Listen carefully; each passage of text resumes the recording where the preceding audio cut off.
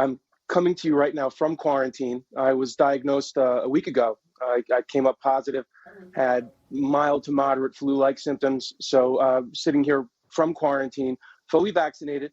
And I think that's an important message that I want to get out there is, the vaccine is not going to prevent the spread of COVID-19.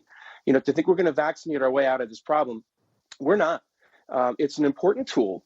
And what it's really good at is preventing serious illness and death in those at most at-risk populations, the elderly, immunocompromised.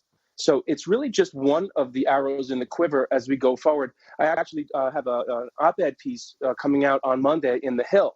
And the title of it is Time to Think Outside the Vax. And really it's to imagine what our approach to COVID-19 should be. Vaccines included. The vaccines are an important part of this.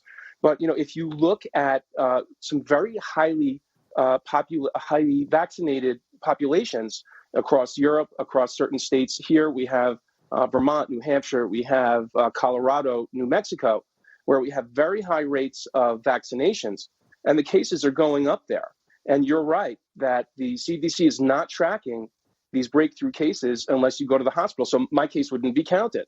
So we really have no idea how much of the problem that the breakthrough cases are. I can tell you from practice, coming from a fairly high rate of vaccine community, and my cases are going up even in the office. So pretty much all the cases are breakthrough. So we have to start keeping track of this. And as I say in my op-ed going forward, there are other modalities that we need to look at, not just the vaccines.